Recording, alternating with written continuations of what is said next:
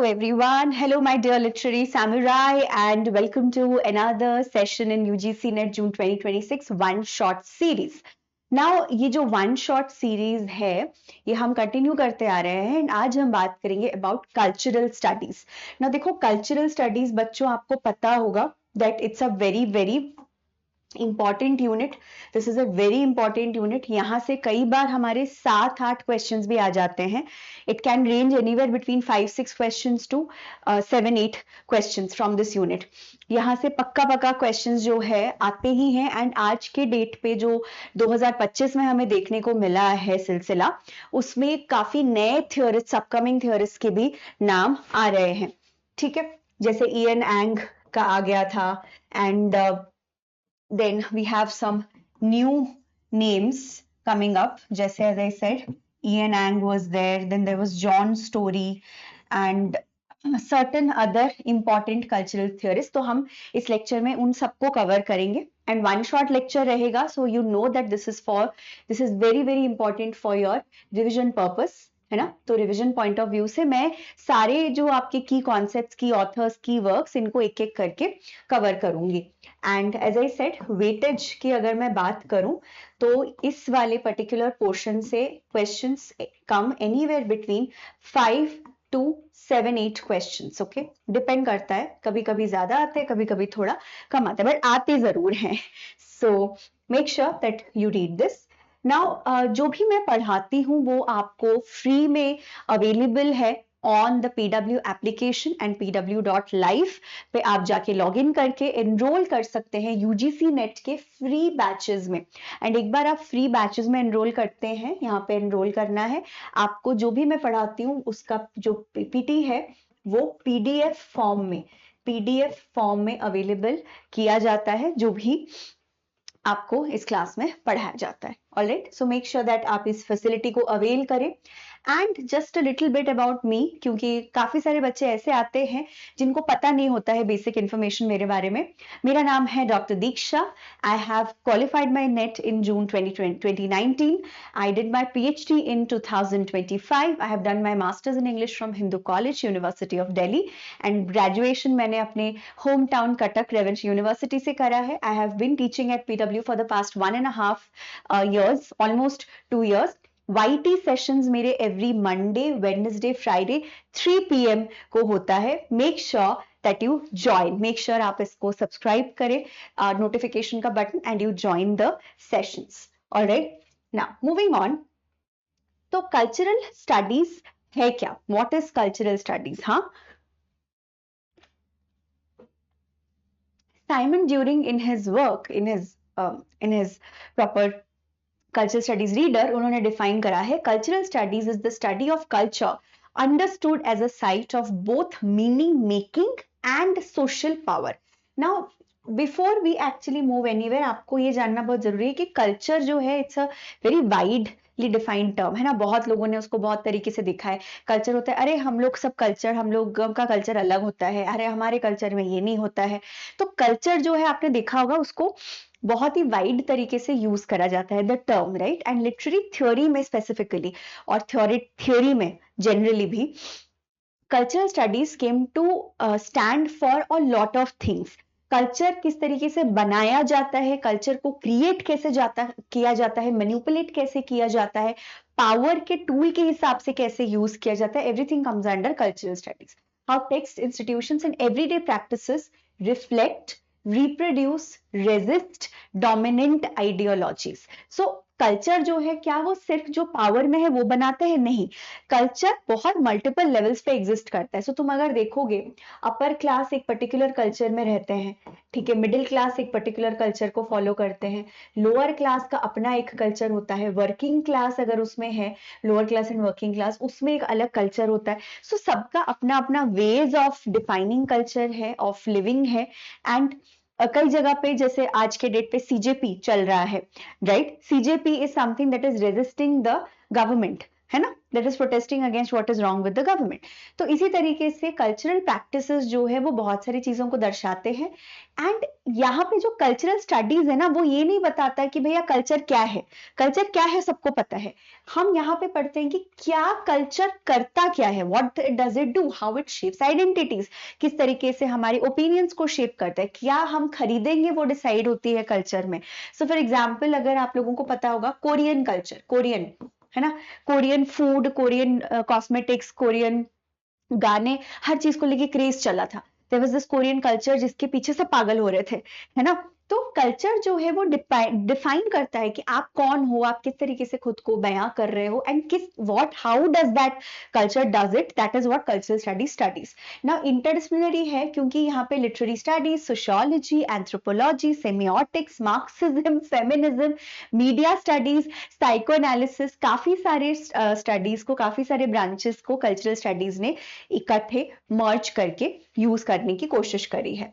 Now culture, as I said, what we can see, hear, eat, touch, वो सब तो है आपका खाने का कल्चर, पहनावा, आपके रिचुअल्स, आपके राइट्स, आपके रिलीजन का कल्चर, आपके कम्युनिटी का कल्चर, आपके देश का कल्चर, एटसेट्रा एटसेट्रा एटसेट्रा। उसके अलावा रिलेशनशिप्स, वैल्यूज, समय, ठीक है, एक्सपीरियंसेस, लैंग्वेज, ठीक है, world view, race, gender, work, age, everything comes under culture, as I said, है ना। culture is a heavily loaded term, and this is where Raymond Williams also says ना कि culture is one of the most 2 or 3 most difficult and most complicated words to be found in English language, right।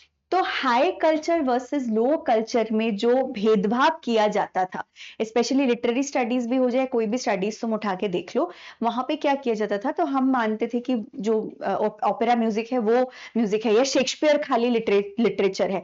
But अगर कोई movie लिखी गई है, कोई कहानियां और लिखी गई है जो पॉपुलर है, क्या वो कल्चर का पार्ट नहीं है? वो भी है। That is what they are saying कि high culture versus low culture और पॉपुलर कल्चर में जो डिफरेंस था उसको कल्चरल स्टडीज ने आके क्लोज कर दिया, उस गैप को।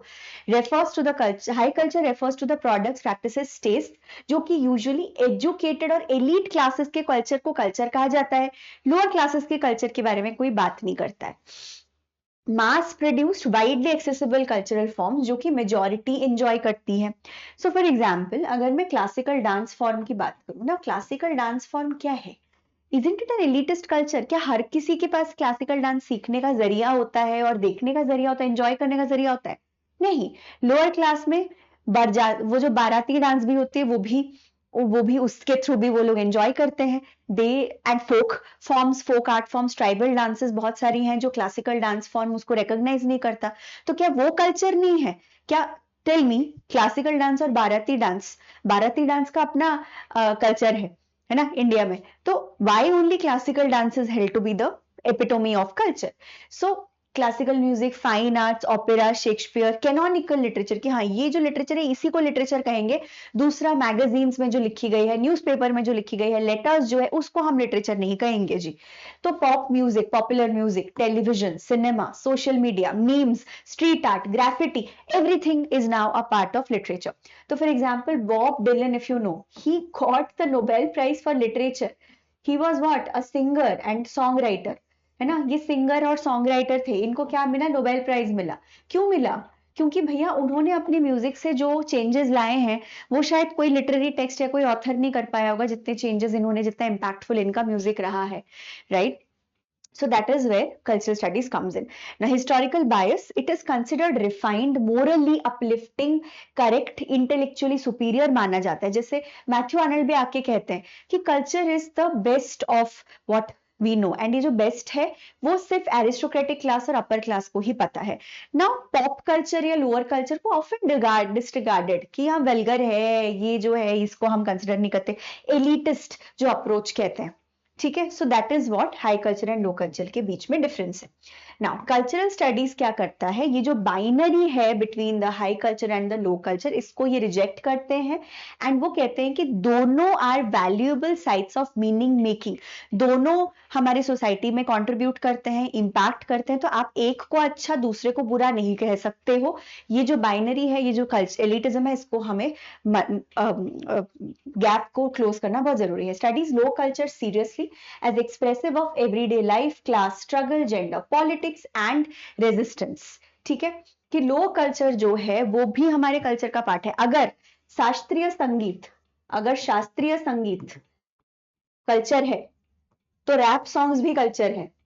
समझ रहे हो, शास्त्रीय संगीत कल्चर है तो रैप सॉन्ग्स भी कल्चर है. तुम एक को कल्चर दूसरे को बिना कल्चर नहीं बोल सकते. सो फॉर एग्जाम्पल, तो अगर तुम क्राउन सीरीज देख रहे हो नेटफ्लिक्स का, तुमको पता है, तुम लोग लिटरेचर स्टूडेंट्स हो, क्वीन विक्टोरिया पता है तुम्हें, विक्टोरियन एज में क्या होता था, तुम्हें क्राउन सीरीज भी समझ आता है. So even if you are watching Crown series, तो इसका कोई मतलब है कि एज ए लिटरेचर स्टूडेंट मुझे फालतू मतलब बेतुके इलॉजिकल स्टोरी लाइंस पसंद नहीं आएंगे.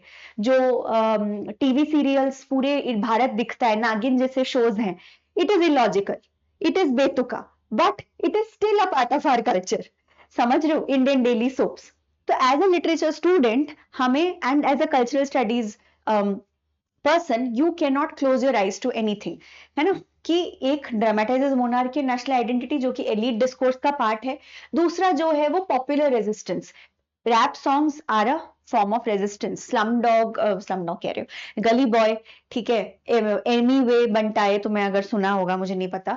एंड जो रैपर्स हैं वो अफ्रीकन अमेरिकन प्रोटेस्ट से ही शुरू हुआ था ना. रेमंड विलियम यही कहते हैं कि कल्चर को जो हम एक्स्ट्रा ऑर्डिनरी मानते हैं, एलिटिस्ट के कल्चर को कल्चर मानते हैं, उसको हमें बंद करना है. Culture is ordinary in every society and every mind. So culture में बोथ शेक्सपियर भी है, ओपेरा भी है, ओपेरा हाउसेस भी है, इंस्टाग्राम रील्स भी है.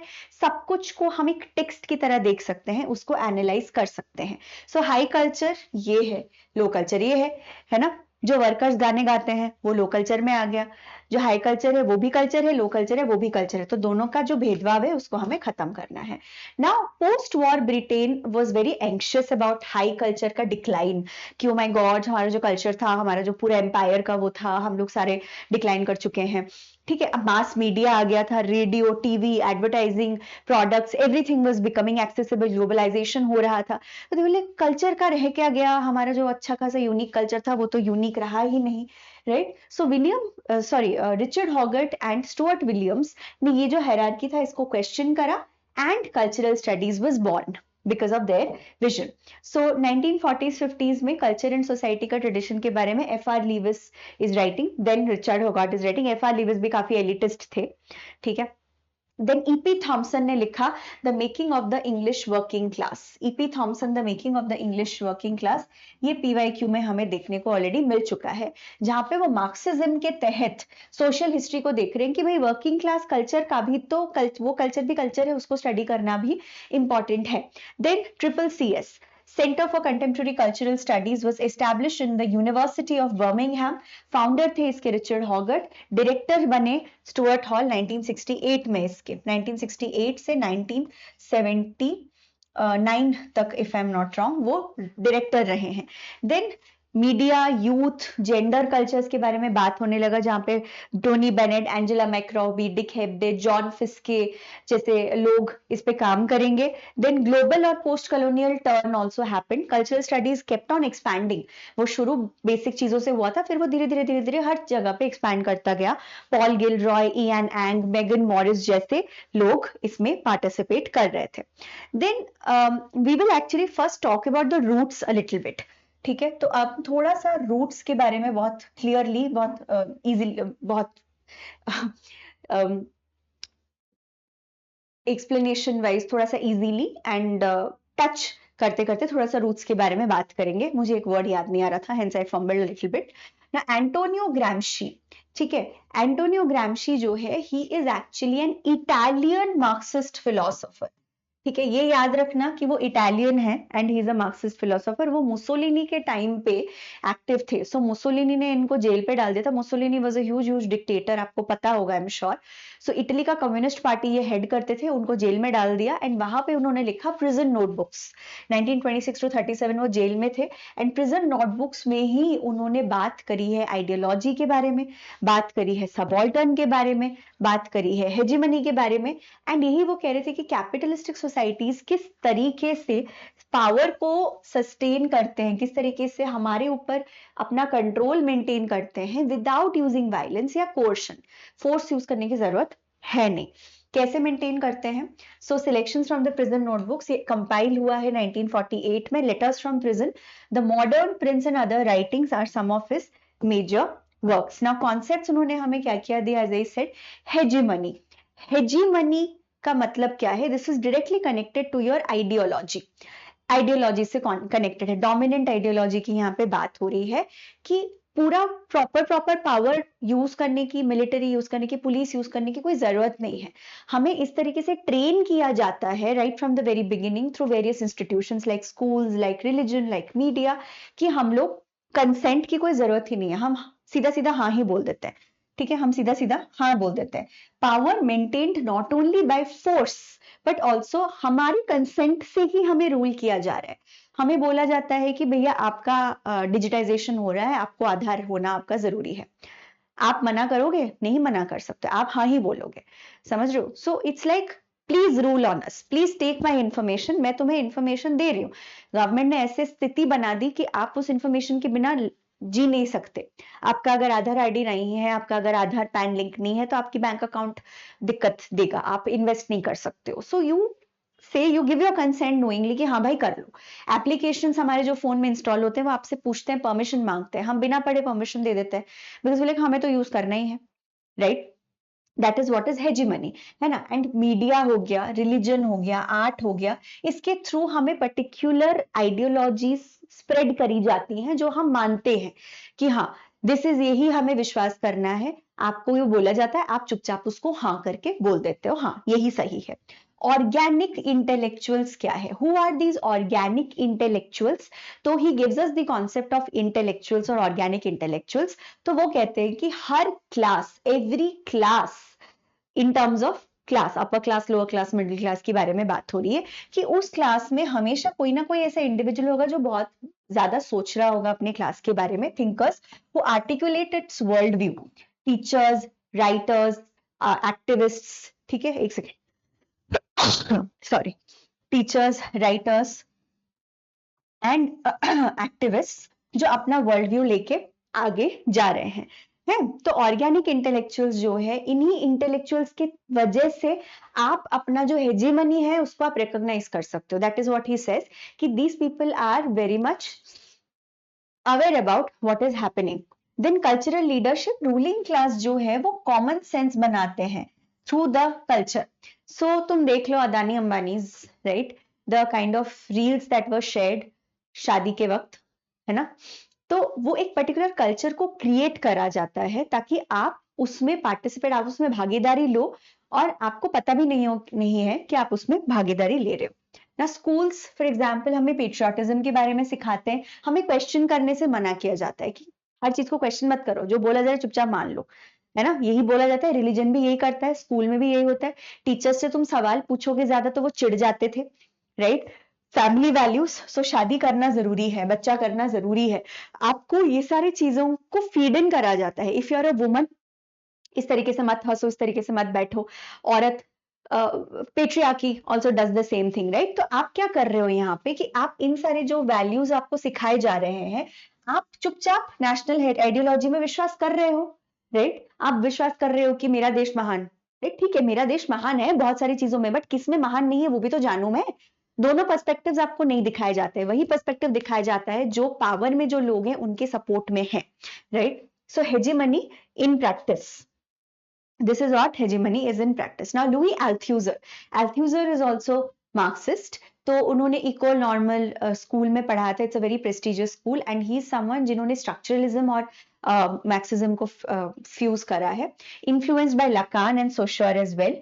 एंड उनका जो है, ही इंस्पायर्ड स्ट्रक्चरल मार्क्सिज्म की आइडियोलॉजी जो है उसको साइंस पता है ना, सिग्निफायर जो कॉन्सेप्ट है. Ideology needs to be read as a system of science. It is not just about the political doctrine. वो particular symbols, particular pamphlets, particular products के थ्रू अपनी आइडियोलॉजी को पुश करते हैं, सिर्फ बातों से नहीं करते हैं. ठीक है, एक पर्टिकुलर मैकेनिज्म है जिसके थ्रू आइडियोलॉजी को स्प्रेड करा जाता है. Now, इनके major works are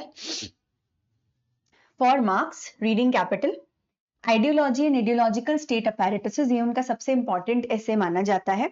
एंड ऐसे is in self criticism.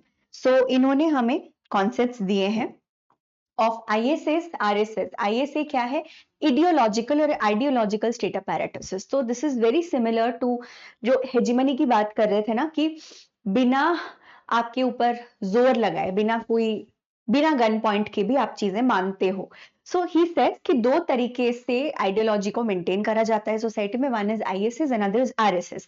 ISS क्या है? Ideology and ideological state apparatuses. Non repressive institutions, जैसे स्कूल हो गया, जैसे आपकी फैमिली हो गई, जैसे सोसाइटी हो गया, जैसे आपका कॉलेज हो गया, चर्च हो गया, रिलीजियस इंस्टीट्यूशंस हो गए, मंदिर हो गया, मीडिया हो गया, ये लोग आपका रूलिंग आइडियोलॉजी को ही प्रमोट किया जाता है। आज की मीडिया की हालत देखी है तुमने, मुझे बताने की जरूरत नहीं है, ठीक है। इवन इफ अब हमें पता है, बट बहुत टाइम से वो ये करते आ रहे हैं। बहुत लोग मीडिया की बातों को सच भी मानते हैं आज भी, राइट। तो this is how they are spreading the dominant ideology. ना रिप्रेसिव स्टेट अपैरेटसेस क्या है? जहां पे आप फोर्स यूज करो, जैसे डिक्टेटरशिप्स में होता है, जैसे अफगानिस्तान में हो रहा है, औरतों की हालत क्या है आपको पता है, राइट। सो वो लोग फोर्स यूज कर रहे हैं, औरतों को स्कूल से निकाल दिया गया, यूनिवर्सिटीज, सारी नौकरियों से निकाल दिया गया। So it's hellish for the women living in Afghanistan, but that is what it is. So coercive, यहाँ पे फोर्स यूज की जाती है अपनी आइडियोलॉजी को जताने के लिए। इंटरपेलेशन क्या है? इंटरपेलेशन इज, आइडियोलॉजी क्या करता है? हेल्स इंडिविजुअल्स एज सब्जेक्ट्स। मतलब क्या करता है? आपको बताया जाएगा कि इस तरीके से आपको आपके बिहेवियर को मैनिपुलेट किया जाता है, आपके बिहेवियर की जो कंडीशनिंग की जाती है कि आपको ऐसे रहना है, वैसे रहना है, ऐसे वो करना है। आपको ना, आपका इनिशिएशन होता है कि हाँ हाँ, मेरा जो रिलीजन है वो सुपीरियर है, दूसरे रिलीजन बेकार है। समझ रहे हो? सो एज एन इंडिविजुअल आप खुद चल के जाते हो, you walk into that ideology, you believe in that ideology, and आप खुद ही खुद कंट्रोल, अपना अपना जो कंट्रोल है, अपने लाइफ का कंट्रोल है, वो दूसरे के हाथ में थमा रहे हो। सो फॉर एग्जाम्पल, जब कोई पुलिस वाला आता है, तुमने देखा होगा ये चीज, तुमने कोई गलती नहीं करी होगी, you have not done anything, you have not done any crime, police वाला आते ही हम लोग चौकन्ना हो जाते हैं, हम लोग क्यूरियस हो जाते हैं, हम डर भी जाते हैं कि अरे वो पुलिस वाला मुझे क्यों बुला रहा है। एंड अगर आपको वो बुलाते हैं हे यू, तो आप मुड़ के जरूर देखोगे। That means you are already a law abiding citizen. कोई फोर्स की जरूरत नहीं, उसने बस आपको हे यू बोला, आपको पता है पुलिस वाला आपको बुला रहा है या बुला रही है, यू विल टर्न। तो आपने खुद को आइडियोलॉजी का पार्ट बना लिया कि हाँ, पुलिस वाला आया है तो I am suppose to be controlled by them. अगर वो मुझे कल को अरेस्ट भी कर लेते हैं, मैं बाद में फाइट करूं, बट एट दैट मोमेंट मैं रेजिस्ट नहीं करूंगा या करूंगी। Usually most of the people do not resist. Resist कौन करते हैं? वे क्रिमिनल्स ही मोस्टली रेजिस्ट करते हैं, ठीक है। तो you are already a law abiding citizen. So schools जो है वो गुड सिटीजनशिप की वैल्यूज बताते हैं, है ना। And they are reproducing the capitalist ideology here, जहां पे बच्चों से आप क्या उनको, बच्चों को सिखा रहे हो जो आपको बोला जा रहा है आप वही करो, आपको कुछ पता नहीं। आप उनको थिंकिंग क्रिटिकली नहीं सिखाते हो। All you do is you tell them that this is what is being taught to you, यही आपको विश्वास करना है। Okay, you manipulate them. Now Raymond Williams, of course, very very important. Born in 1921, died in 1988. So he was born in Wales. Wales एक जगह है England में ही. It's a country. So no, not a country. It's like a state. Sorry, it's one of the states. Like Welsh identity बोला जाता है. Province बोल सकते हो. He was a son of a railway signal man. तो उनके father जो railway signal man, पता है ना, जो टॉर्च ऑन ऑफ करते हैं जब वो जाता है, ट्रेन कोई स्टेशन से गुजरता है, तो he was a railway signal man. And वो वर्किंग क्लास एनवायरनमेंट में पले बड़े हैं, जिसके वजह से उनकी जो कल्चर को लेके अवेयरनेस है वो इतना ज्यादा है। So he studied English at Trinity College and he was influenced by F.R. Lewis and leftist politics. Leftist politics कौन करता है? Leftist, rightist, leftist, I hope तुमको पता है। मार्क्सिस्ट, मार्क्सिज्म से जो लोग इन्फ्लुएंस्ड और कम्युनिज्म से जो लोग, कम्युनिज्म जो प्रैक्टिस करते हैं, वो लोग लेफ्टिस्ट माने जाते हैं। वर्ल्ड वॉर टू में भी उन्होंने काम किया था, फिर प्रोफेसर बने of drama at Cambridge University, and he is the co founder of the British cultural studies tradition alongside Richard Hoggart, E.P. Thompson and Stuart Hall. उन सबके कंटेम्प्रेरीज ही रहे हैं ये भी। एंड ही वॉज समवन जिन्होंने high culture elitism और Marxism की जो कमियां खामियां थी और जो कल्चर में जो एलिटिज्म था उसको उन्होंने चैलेंज करने का ठाना था। उन्होंने बोला कि जो कल्चर है, we need to change the definition of culture. Culture जो हमेशा हाई क्लास से एसोसिएटेड रहता है, we need to change and redefine the way we look at culture. So इनके सारे कीवर्ड्स आर इंपॉर्टेंट। इनका क्रोनोलॉजी 2 बार आ चुका है, 2023 में PYQ आ चुका है, 2025 में नहीं आया था, बट 2023 एंड 24 दोनों साल आया था। Okay, so make sure that you know all of his works.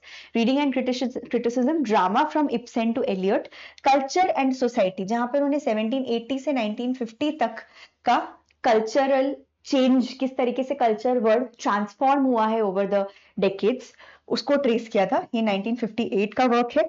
Long revolution 1961, communication 62, Drama in Performance 68, Modern Tragedy 66, Marxism and Literature very important 1977, Keywords of Vocabulary of Culture and Society 1976, Problems in Materialism and Culture 1980, The City and the Country यहाँ पे नहीं दिया है ना मैंने, The City and the Country भी एक work है इनका जो कि इको क्रिटिसिज्म में एक्चुअली हम पढ़ते हैं। Culture towards 2000, Writing in Society, The Politics of Modernism, City और Country भी एक बार देख लेना, डेट। ना इन्होंने हमें कॉन्सेप्ट क्या दिया, culture as a whole way of life, कि कल्चर जो है इट इंक्लूड्स एवरीडे प्रैक्टिसेस, हम जो करते हैं, हम जो खाते हैं, हम जो सोचते हैं, हम जो पोस्ट करते हैं, हम जो मीडिया पे बातें सुनते हैं, न्यूज से लेके rituals, everything comes under culture and we need to study all of these things to understand what is culture. इन्होंने 3 डेफिनेशंस ऑफ कल्चर हमें दिया है। One is ideal culture, जिसको आइडियल माना जाता है, that is the high values and जो elitist art, उसको आइडियल माना जाता है। दूसरा है documentary culture, that is record of human thought, हम जो सोच रहे हैं, जो कर रहे हैं। And third is the social culture, which is ordinary way of life and that is the most correct definition of culture. उन्होंने कॉइन करा है cultural materialism for literary and cultural studies. Cultural materialism के बारे में मैं एक चीज आपको बता दूं, this was also coined by this anthropologist called as Marvin Hayes. I'm sorry for the noise. This was also coined by Marvin Hayes or Harris. Let me just double check it. पता चला मैं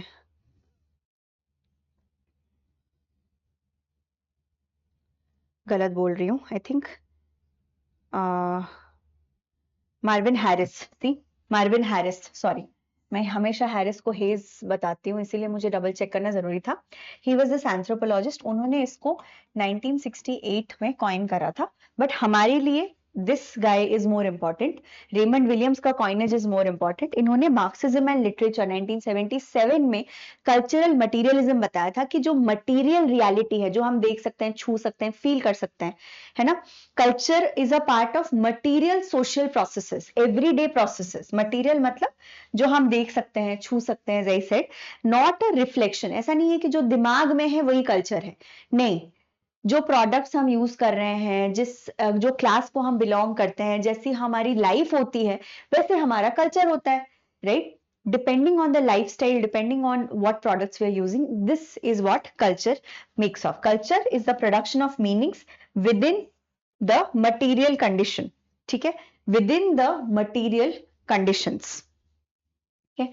Then he has given us the concept of structure of feeling. Structure of feeling इन्होंने दिया है हमें long revolution में, जो कि रीडर रिस्पॉन्स थ्योरी में भी यूज होती है। This is also used in reader response theory. Collective lived sense of values की उस टाइम पीरियड में, मान लो 16th सेंचुरी की बात हो रही है, विक्टोरियन ऑडियंस की बात हो रही है, तो विक्टोरियन ऑडियंस सारे एक तरीके से कनेक्टेड होंगे इन टर्म्स ऑफ वो सोसाइटी को कैसे देखते हैं, कैसे समझते हैं, कैसे उससे अफेक्ट होते हैं। सो फॉर एग्जाम्पल आज की मैं अगर बात करूं, हमारी जनरेशन और आपकी जनरेशन की मैं बात करूं, तो हमें धुरंधर मूवी क्या है और उसका इम्पैक्ट क्या है समझ आएगा। जो हमें बाद में 50 साल बाद कोई स्टडी कर रहा है या कोई देख रहा है, उसको ये समझ नहीं आएगा कि आज की ऑडियंसेस किस तरीके से इंटरकनेक्टेड थी, है ना। तो this is a lived experience. उस पॉइंट ऑफ टाइम में वो ऑडियंस क्या फील कर रहा था या कर रही थी, उनको क्या फील हो रहा था, व्हाट वर देयर एक्सपेक्टेशंस, किस तरीके की चीजें वो समझ पाते थे, that is called as structures of feelings. Okay, it's a bridge between the social and the personal. Collective lived sense of values और emotions, lived sense of values और इमोशंस को कहा जाता है structure of feeling. Now he gave us 3 types of cultures, dominant, residual and emergent. He gave us 3 types of cultures, dominant, residual and emergent. okay? उन्होंने बोला society में हमेशा एक मेजर डोमिनेटिंग कल्चर रहेगा.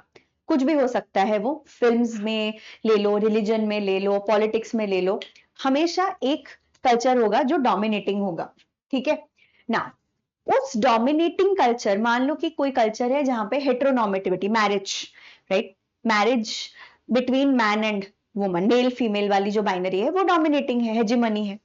Residual culture is active in that, क्योंकि यही बोला जाता है कि marriages have always taken place between men and women, इसीलिए वही कल्चर हम आज भी कंटिन्यू कर रहे हैं. समझ आ गया. Residual, past is still active in the present, it is dominating. Emergent क्या है? LGBTQIA+. LGBTQIA+ में जहां पे इंटरसेक्स मैरिज की बात हो रही है, होमोसेक्सुअलिटी की बात हो रही है, that is an emergent culture. It is challenging the dominant culture. वो डोमिनेटिंग कभी बनेगा कि नहीं बनेगा वो अलग बात है, बट वो एमर्जेंट जरूर है. ठीक है ना. सिलेक्टिव ट्रेडिशन, की कल्चर जो है वो किसी किसी चीजों को सिलेक्टिवली प्रिजर्व करता है, ना कि हर चीज को. preserves only certain past ideas chosen by the dominant ideology. So for example, तुम देख लो म्यूजियम्स में क्या होता है. म्यूजियम्स में सिलेक्शन होती है ना, कि क्या उस म्यूजियम में रहेगा और क्या नहीं रहेगा. डिसाइड कौन करता है? गवर्नमेंट डिसाइड करता है कि क्या रहेगा और क्या नहीं रहेगा. समझ आ गई बात? बात समझ आ गई? ठीक है. सो this is what selective tradition looks like. Keywords में उन्होंने बोला कि काफी सारे words like industry, democracy, art, culture, ये जो इतनी सारे वर्ड्स हैं, ये किस तरीके से ट्रांसफॉर्म हुई हैं, how have they impacted our society, किस तरीके से चेंज हुई हैं, उसके बारे में उन्होंने कीवर्ड्स में एक्सप्लोर करा ना. कल्चर इन सोसाइटी में he rereads the English literary canon, जैसे Thomas Carlyle, Edmund Burke, Matthew Arnold Leavis. उन्होंने देखा कि कल्चर का जो डेफिनेशन है वो किस तरीके से इंडस्ट्रियल कैपिटलिज्म के साथ जुड़ा हुआ था, कि ये लोग किसको कल्चर मान रहे थे, किसको नहीं मान रहे थे, एंड किस तरीके से कल्चर की डेफिनेशंस चेंज हुई है. It was connected to the industrial capitalism. And उन्होंने एवरीडे लाइफ, जैसे television, newspapers, working class speech, इन सारी चीजों को उन्होंने कल्चरल टेक्स्ट की तरह देखा है. ऐसा नहीं कि सिर्फ लिटरेचर जो है वो कल्चरल टेक्स्ट है, नहीं. मीम से लेके सोशल मीडिया पोस्ट से लेके आज के डेट पे एक स्मार्टफोन हो गया, आपके कपड़े हो गए, everything constitutes as cultural text. आप कुछ ना कुछ उसके थ्रू आप कोई ना कोई मीनिंग को जनरेट कर रहे हो, आप कुछ ना कुछ बता रहे हो through all these particular aspects. ठीक है ना. Moving on to Richard Hoggart. So Richard Hoggart जो है, he was born in 1918. So Raymond Williams 1921, he was born in 1918. तो वो भी वर्किंग क्लास फैमिली को बिलोंग करते थे, ब्रिटिश आर्मी में भी इन्होंने सर्व किया है, and he is the founder of the CCCS. ठीक है, ये तो तुमको पता होगा, मैं फटाफट से कर लेती हूँ. एंड इन्होंने सोशियोलॉजिकल रीडिंग ऑफ कल्चर, मतलब एवरीडे लाइफ को एग्जामिन करके द यूजेस ऑफ लिटरेसी इनका वर्क है, उसमें इन्होंने वर्किंग क्लास कल्चर को एनालाइज करा है, एवरीडे रियलिटी को पढ़ा है और उससे मीनिंग मेकिंग को कनेक्ट करा है. Okay, so the uses of literacy, ये PYQ में आ चुका है. ठीक है, कई बार, 2-3 बार actually. Speaking to each other, imagine life, first and last things, the way we live now. So सबसे वेरी इंपॉर्टेंट वर्क इनका माना जाता है the uses of literacy, the uses of literacy. So working class culture का उन्होंने हमें concept दिया, which was basically authenticity, community based, oral, cooperative life which existed before mass media. mass media ने आके काफी हद तक सारे जीव, हर किसी के लाइफ को अफेक्ट करा है, be it the upper class, be it the middle class, be it the lower class. mass media has made certain things compulsory. तो वही वो कह रहे हैं कि working class culture before mass media क्या हुआ करती थी, किस तरीके से वो ओरिजिनलिटी उसमें थी, एक वो अपने पास्ट लाइफ को प्रिजर्व करने की कोशिश करते थे, बट आज के डेट पे कैसे मास मीडिया काफी हद तक बदल गया है, काफी हद तक इनका कल्चर भी बदल गया है बिकॉज ऑफ मास मीडिया, वो उसके इफेक्ट्स पड़ रहे थे। And argues that post war mass media specifically magazines, TV, जो वर्किंग क्लास कम्युनिटी था उसको इसने खराब कर दिया है काफी हद तक। It has impacted it in a negative way. Okay, कि उन्होंने किस तरीके से कंज्यूमरिज्म कल्चर, प्रोडक्ट्स, ठीक है, वगैरह को बहुत ज्यादा मार्केट किया है rather than communism. Okay, now moving on to Stuart Hall. Moving on to Stuart Hall. So Stuart Hall जो है, he is actually Jamaican. Okay, he was born in Jamaica and वो UK immigrate करके आए थे, and he co-founded the journal New Left Review. फटाफट से मुझे comments में बताइए आप लोग कि जो न्यू लेफ्ट रिव्यू के दूसरे फाउंडर कौन थे, दूसरे फाउंडर कौन थे न्यू लेफ्ट रिव्यू के, फटाफट से उसको कमेंट सेक्शन में बताइए। And so New Left Review में स्टुअर्ट हॉल थे, there was actually EP Thompson, Ralph Miliband and John Saville. So some of these people were very much active उस time period में। all of these people together founded the journal. Now इन्होंने ये director बने थे CCCS का after Hoggart, I was right about the date though, professor of sociology है। he is also known as the godfather of multiculturalism, godfather of multiculturalism, क्योंकि इन्होंने बहुत सारे कल्चर्स को साथ में पढ़ा एंड ही शोड ये कल्चर की जो डेफिनेशन है वो किस तरीके से एक्सपैंड की है। इन्होंने मीडिया स्टडीज में भी इनका काम है, reader response theory, encoding decoding model. तो इन्होंने semiotics, Marxism, feminism, race studies और मीडिया एनालिसिस को फ्यूज करा था। So this is his most important work, encoding decoding, जो कि रीडर रिस्पॉन्स में भी एज आई सेड हम लोग यूज करते हैं, क्योंकि वो देख रहे हैं कि जो मैसेज एनकोड होता है उसको ऑडियंस किस तरीके से डिकोड करता है। सो this is also a part of reader response theory. Policing the crisis, culture identity diaspora, hard road to renewal, representation, resistance to rituals, critical dialogues in cultural studies. These are his key works.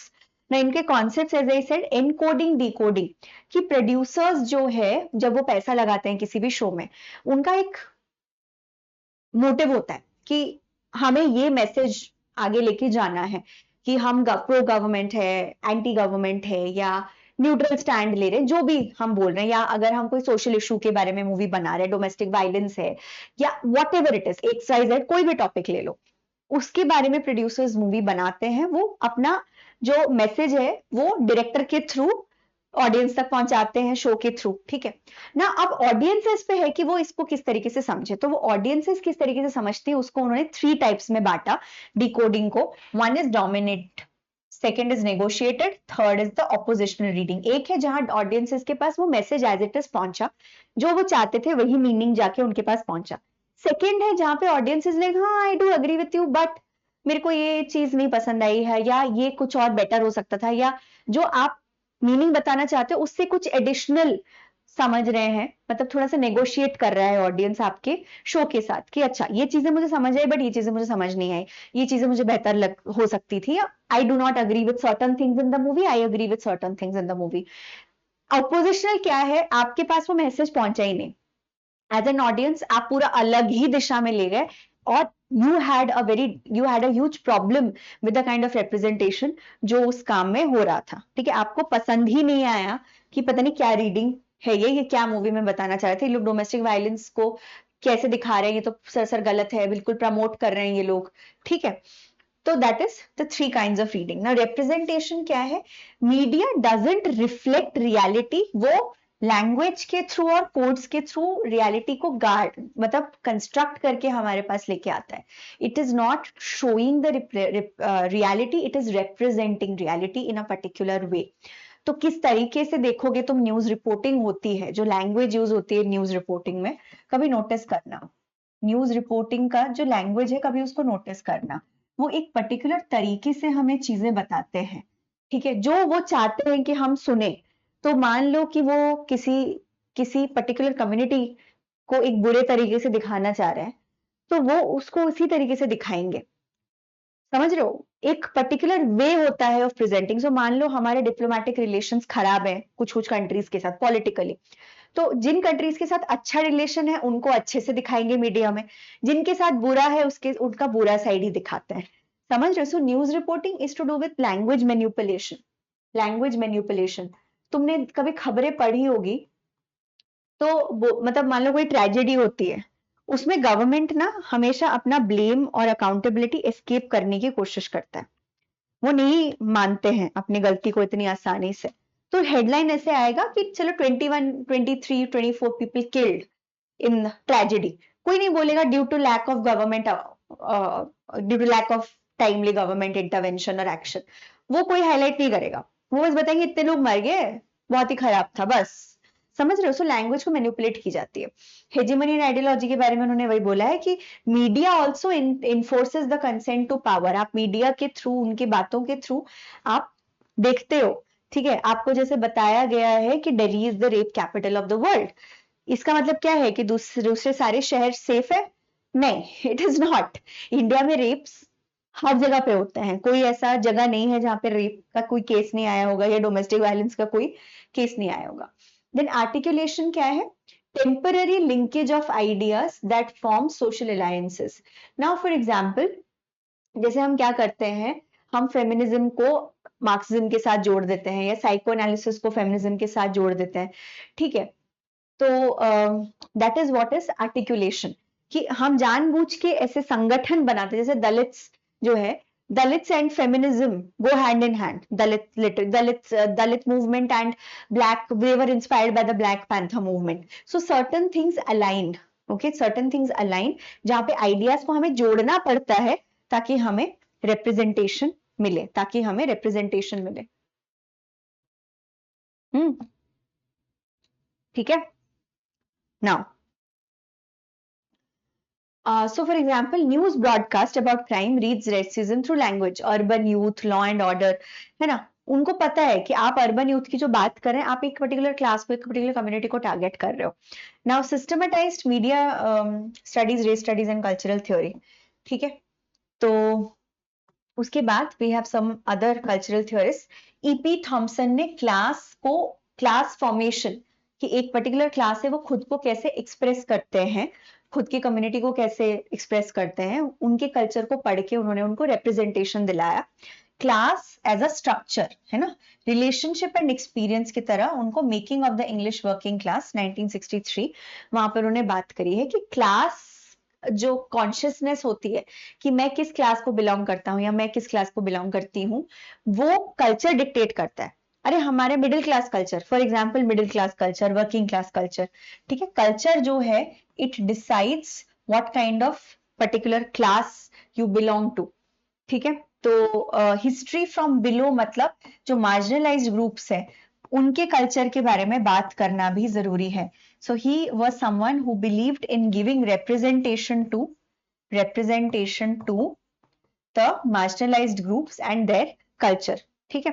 So folk protest जो होती है, labour song, so for example अगर तुम just अपने free time पे ये तुम कर सकते हो, बेला चाओ, तुम्हें पता है बेला चाओ इज एक्चुअली CIOA, है ना, बेला चाओ, AUO something, I might be completely wrong with the, हाँ I think this is the right spelling. So बेला चाओ जो गाना है, तुम देखना उसका ओरिजिन क्या है, वो लेबरर्स फील्ड में गाते थे, जो लेबर करते थे to kind of get through the day, to kind of get through the day. Now John Fiske का पॉपुलर कल्चर आगे जाके मैं बताती हूँ, wait a second, so just a second, हाँ जॉन फिस्के में बताऊंगी आगे जाके। एंजेला मैक्रॉबी से भी क्वेश्चन आ चुका है, Ien Ang, Henry Jenkins, John Storey and Will Wright, ठीक है, कूल। तो जॉन फिस्के में बताऊंगी। टोनी बेनेट एक बार देख लो, टोनी बेनेट का वर्क है the birth of the museum, the birth of the museum एक बार PYQ में आया था। सो कल्चरल स्टडीज किस तरीके से सोशल पॉलिसी में सोसाइटी को किस तरीके से अफेक्ट करता है, कल्चरल पॉलिसी एंड इंस्टीट्यूशन की कल्चर को कैसे कंट्रोल किया जाता है थ्रू पॉलिसीज, थ्रू लॉज। तो उन्होंने देखा कि जो म्यूजियम्स हैं, एग्जीबिशंस हैं, उसके थ्रू आपकी टेस्ट को डिफाइन किया जा रहा है कि आप म्यूजियम में जाके जो देखोगे वही आप अपने बच्चों को बताओगे। वही बच्चे भी जाते हैं स्कूल से, हमें लेके जाते थे म्यूजियम, हम लोग बहुत म्यूजियम गए। म्यूजियम में डिसाइड होता है भाई कि कौन सा हेरिटेज डिस्प्ले पे लगेगा, कौन सी हेरिटेज के बारे में बात नहीं होगी। तो तुम्हें क्या लगता है कि इंडिया के जो म्यूजियम्स हैं वो हर कल्चर को, हर कम्युनिटी को इक्वली रिप्रेजेंटेशन देता है? बिल्कुल भी नहीं. There is a process of careful selection and elimination. So there are certain freedom fighters जिनको हाईलाइट करा गया है, सर्टन जिनको हाईलाइट नहीं करा गया है, राइट? तो वो नैरेटिव्स बनाए जाते हैं, stories, particular stories are represented, only particular stories, particular communities get visibility, कि डिसाइड होती है कि किसको हम डिस्प्ले पे रखेंगे, किस चीज को डिस्प्ले पे नहीं रखेंगे, है ना? तो अमेरिका खुद को कैसे दिखाने देता है, तो वो देखो ना, ब्रिटिश म्यूजियम कितना कंट्रोवर्शियल है, उनका खुद के कंट्री के सामान कितना है ब्रिटिश म्यूजियम में. They have projected themselves as a colonial empire, right? तो that is what it is talking about. Now cultural studies जो है 70s और 90s में बहुत एक्सपैंड करती है, जहां पे youth culture, popular culture, movies, media studies, films theory, ठीक है, एंड रेस, जेंडर, हर जगह पे ग्लोबलाइजेशन की तरफ एक्सपैंड करते करते जाएगा. सो ट्रांसनेशनल कल्चरल फ्लोज के बारे में यहाँ पे बात हो रही है, एंड कॉलोनियलिज्म में ब्लैक अटलांटिक कल्चर्स के बारे में बात होगा, जैसे पॉल गिलरॉय का वर्क है. सो डी इंडस्ट्रियलाइजेशन को फेवर किया जा रहा है, माइग्रेशन, मास मीडिया. तो यहाँ पे आइडेंटिटी और कंज्यूमरिज्म किस तरीके से चेंज होती है, उस तरीके से कल्चरल स्टडीज भी एक्सपैंड होता जाता है, ठीक है? सो फॉर एग्जाम्पल, जो बॉलीवुड फिल्म है, हाँ, वो नेटफ्लिक्स पे रिलीज हुई है, क्या वो सिर्फ इंडियन ऑडियंस देख रहे हैं? पूरी ग्लोबल ऑडियंस है उसकी, कोरिया में भी लोग देखते हैं. देखो शाहरुख खान को हर जगह पे लोग पहचानते हैं, ऐसे कैसे? Even Japanese and Chinese people know who Korea, who Shahrukh Khan is, right? How do they know about it? So जैसे मेरी मदर इन लॉ जो है वो टर्की के सीरियल्स देखती हैं, समझ रहे हो? So it became transnational, it became transnational, कि इट इज नॉट, हमारे जो कल्चर है वो सिर्फ नेशनल बाउंड्रीज में सीमित होके नहीं, जैसे कोरियन कल्चर मैंने बोला, है ना?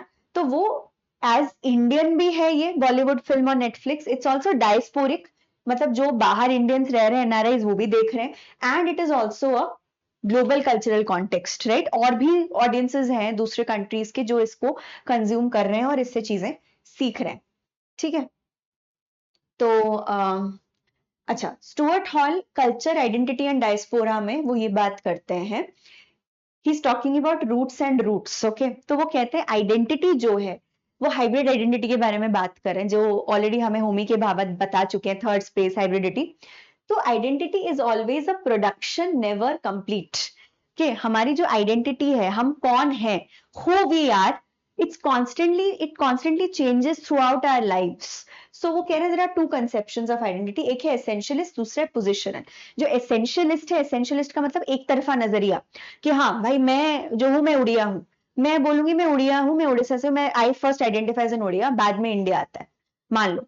तो मैं क्या करती हूँ, मैं दिखाती हूँ कि मेरा ना जो रूट है ना वो बहुत सिंपल है, मैं उड़ीसा से आती हूँ, मैं कटक से आती हूँ, तो वही कल्चर को मैं रिफ्लेक्ट करती हूँ, मैं और किसी चीज के लिए स्टैंड नहीं करती, ठीक है? जैसे my father is a huge कटकिया, okay, and he hates everything else, मतलब वो कटक के बारे में एक शब्द बुरा नहीं सुन सकता वो आदमी, but anyway he is an essentialist in his view of his identity. Positional क्या है? Always being remade through history and representation. वो ये चीज भूल जा रहे हैं कि हम लोग कितने सारे और कल्चर्स के पार्ट हैं. Think about, do are we all not affected by American culture? वो खुद अमेरिकन कल्चर, इंग्लैंड के कल्चर की किताब, मूवीज देखते हैं, हम नहीं देखते हैं, तो are we not affected by those cultures? Are we not constantly redefining ourselves? Are we not consuming products, consuming, मान लो जूते चप्पल से लेके रिचुअल्स तक, सोच तक, क्या वो दूसरे कल्चर से अफेक्ट नहीं हो रहा है? ऑफ कोर्स हो रहा है, राइट? आप धीरे धीरे चेंजेस सीखते हो, आगे बढ़ते हो. And someone let's say who goes from Cuttack to Delhi like me, I am now a part of Delhi culture as well, मैं पार्शियली दिल्लीइट भी हूं, I have married a Delhiite, right? तो मैं अपनी आइडेंटिटी को कैसे चेंज करते करते आगे जा रही हूँ, इट इज नॉट स्टैग्नेंट.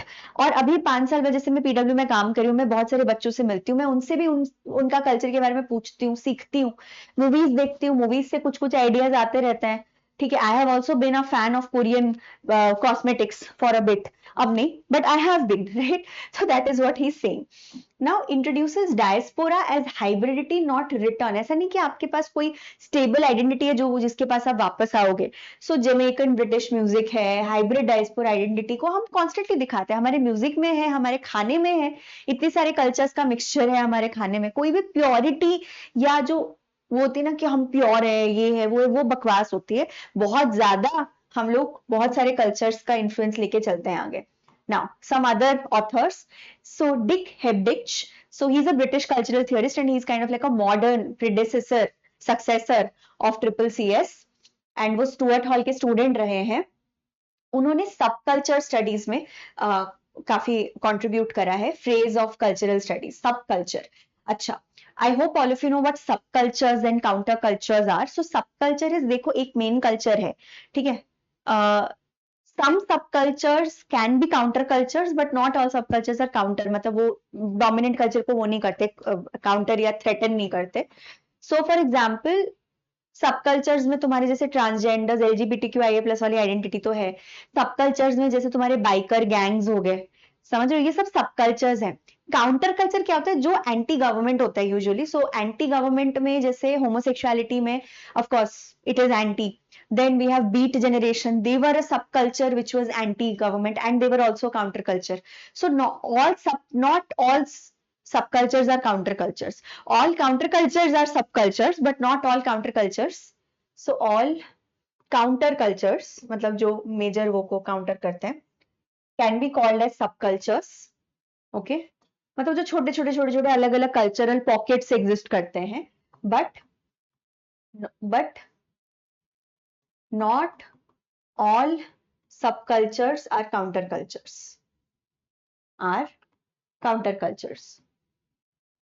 ठीक है. सो सबकल्चर्स बहुत अलग अलग तरीके के एग्जिस्ट कर सकते हैं. सो जैसे जो कॉमिक किताबों के फैंस हैं, वो एक सबकल्चर है, वो काउंटर कल्चर नहीं है, समझ रहे हो? सो उस तरीके से ना. He is a professor of media and cultural studies. Then उनके मेजर है subculture, the meaning of style, cut and mix, culture, identity and Caribbean music, hiding in the light on images and things, objects to be destroyed, the work of Gordon Matta Clark. So this is his most important work. This is his most important work. तो उन्होंने बोला कि जो youth सबकल्चर्स है, specifically जो young people they gather, तो पंक music है, skin heads, metal heads, you can just search Google में, एक बार देख लोगे तुम. तो वो कहते हैं वो लोग क्या करते हैं, they are symbolically resisting to mainstream values. कि तुम्हें बोला जाता है कि do not shave your head, they will shave their head. Do not listen to loud music, they will listen to loud music.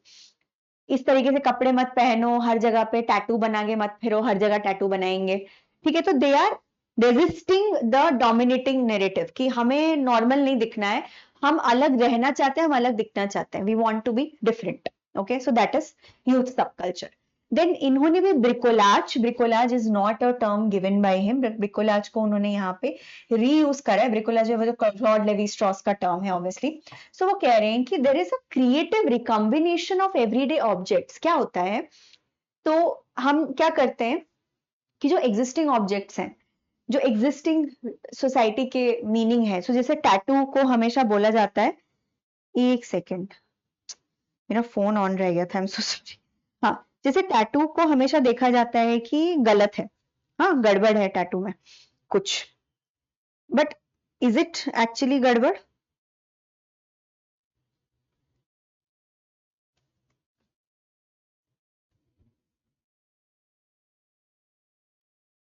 Yes. सो जैसे मैं कह रही थी, तो रीयूज कैसे करते हैं एवरीडे ऑब्जेक्ट्स. जैसे सेफ्टी पिन को पंक्स ने क्या करा, ज्वेलरी की तरह पहनना शुरू कर दिया कि हम तो भाई स्टेटमेंट बना रहे हैं. या तो जैसे फटे हुए कपड़े, ठीक है, जानबूझ के they would take scissors to school and everything and they would rip their clothes.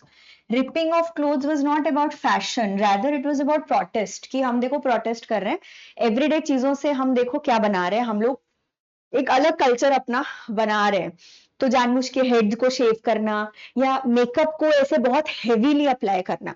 Makeup से एक सटलिटी एक्सपेक्ट की जाती है कि इसी तरीके से मेकअप होता है, वो सटीक मेकअप है. वो कह रहे हैं बाहर ही जाओ, तुम्हारे सटीक मेकअप हम बताएंगे तुमको मेकअप कैसे करते हैं. ठीक है, so they reapply makeup in a different way. Then homology is a part of again subculture, जहां पे subcultural values and visible style में एक तालमेल है. वो एक पर्टिकुलर स्टेटमेंट एक्सप्रेस करने की कोशिश कर रहे हैं और उसी स्टेटमेंट को वो एक्सप्रेस कर रहे हैं. And market and media observe rebellious style.